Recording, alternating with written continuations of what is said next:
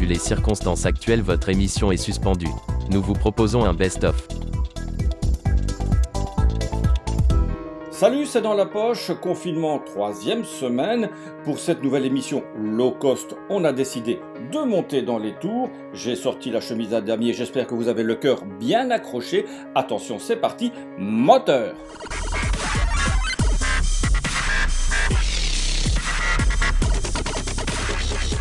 Bienvenue à Battlecart. Nous sommes ici à Moucron sur le plus grand écran de cinéma du monde.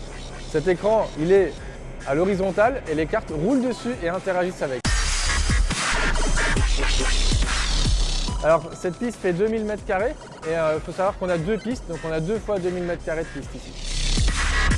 On a 3 circuits différents, on a même 2 modes de jeu différents. Donc on a le mode de jeu où on tire des missiles, mitraillettes, on met des flaques d'huile pour se nuire l'un à l'autre. Mais on a aussi un mode de jeu qui est le jeu des couleurs, où il n'y a plus de circuit, où on roule dans tous les sens et le but c'est de colorier la piste avec son kart.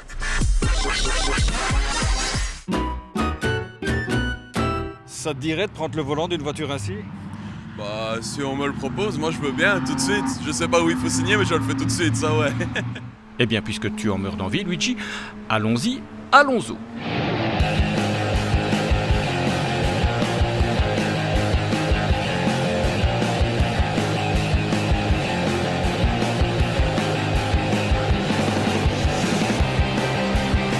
Tu t'es offert une belle frayeur là? Ah ouais, une belle petite frayeur. Qu'est-ce qui s'est passé? J'ai voulu lui prendre l'intérieur, mais l'autre il a freiné d'un coup sec et donc j'ai dû contrebraquer et je suis monté sur 2 roues. Ouais, c'est les risques du métier, j'ai envie de dire. À fond les gaz? À fond, mais dans les virages, ne pas rester trop à fond, sinon après le kart il peut déraper, quoi. Donc lâcher un peu l'accélérateur et en sortie de virage, réaccélérer seulement. Tout juste sorti du garage, voici la Didacticar, une sorte d'auto-école pour mécaniciens, mais voyons plutôt ce qu'elle a sous le capot. Au niveau du côté pédagogique pour les élèves, elle est équipée de différents boîtiers qui nous permettent de faire travailler les élèves et de simuler une panne. Et pour débusquer les pannes, rien de tel que l'ordinateur. Avec cet appareil, on va pouvoir aller faire une lecture de code défaut et par la suite être orienté vers une possibilité de panne. Quand un élève a réussi à diagnostiquer une panne, il a droit d'aller faire un essai avec la voiture?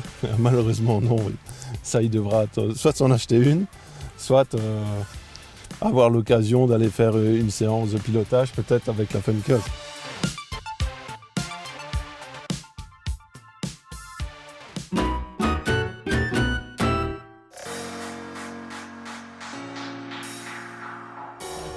How are you, buddy? Dynodon en fait est le speaker original du Bug-In. Il faut savoir que le Bug-In c'est un événement qui est né en Californie en 1968 dans un bled qui s'appelait Orange County. Et Dino était là, présent, pour animer avec sa voix et son fameux pop pop pop pop pop pop. Le premier Bug-In et on a le grand plaisir de l'accueillir maintenant depuis le début de l'European Bug-In qui est, si je peux dire, un copier-coller de ce qui s'est passé en Californie à partir de 68.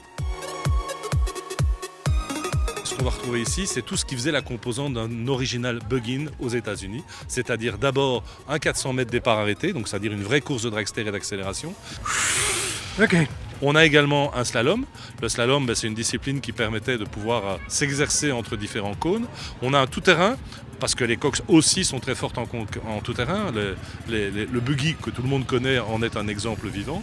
On a la partie la plus, si je peux dire, la plus impressionnante, c'est le show and shine. Donc là, c'est vraiment le concours de beauté dans lequel les coqs se partent de leurs plus beaux atouts pour pouvoir vous séduire dans les différents styles qui caractérisent le mouvement VW.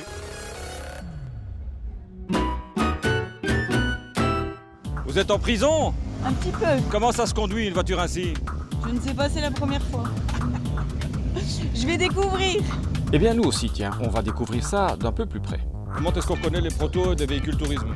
Un proto c'est un buggy qu'on appelle ça, donc c'est un châssis fait nous-mêmes et tout ça, tandis qu'un touriste c'est une voiture d'origine un petit peu modifiée. C'est un peu la voiture de Mad Max ici. C'est Mad Max, c'est Mad Max. C'est quoi au départ? C'est une 205 qui a été améliorée à notre façon. Le radiateur à l'arrière pour pas qu'il y ait de coups, pour pas qu'il y ait de casse ou pour pas avoir de soucis de surchauffe. Et ici c'est le modèle réduit? Oui, tout à fait. C'est quoi comme voiture? C'est un buggy avec un moteur de 125 derrière. Ça va marcher. On peut mettre des inscriptions comme ça? C'est pas moi qui avais. C'est mon cousin qui l'a fait. Une blague? Ouais. C'est pour ça. Il n'y a rien à faire, hein. Faut passer par là.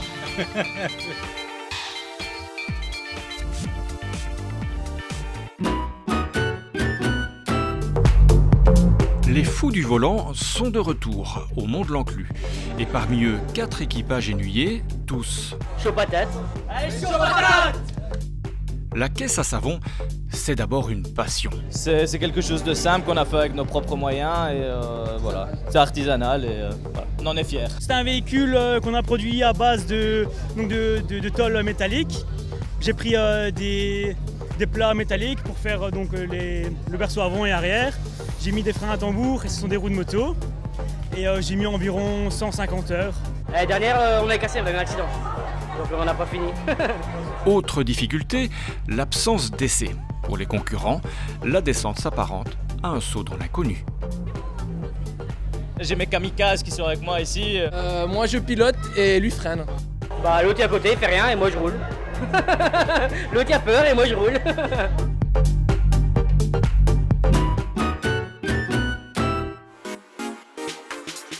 Avant les dunes du désert marocain, il y a la jungle urbaine et les redoutables casse-vitesses bruxellois. Direction le cinquantenaire, c'est ici traditionnellement que les équipages belges se donnent rendez-vous. Bonjour, je m'appelle Loïc Renkens et je viens de Tille-Château. Salut, moi c'est Thomas Landrin et je viens de Ligny. Qu'est-ce que tu fais ici? Eh ben, nous sommes au pré-départ du 4L Trophy, donc c'est un départ qui est organisé pour les équipages belges pour partir ensuite au départ officiel qui se déroule à Biarritz dans 2 jours. C'est aussi, à sa manière, un raid humanitaire. Donc c'est amener fournitures scolaires, alimentaires, sportives, etc.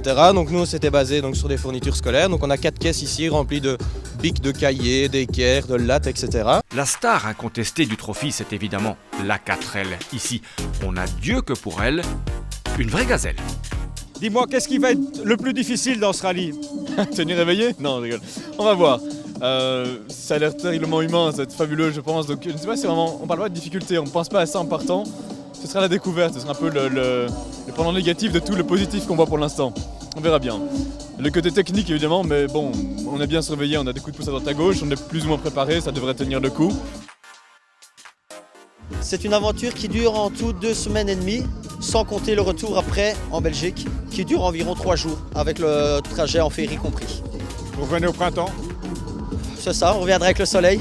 Bref, une visite qui aura ravi tout le monde. Désormais, à Leuze, les désirs de Caroline sont comme des ordres. Qu'est-ce qu'elle t'a demandé, la ministre? Elle m'a rien demandé.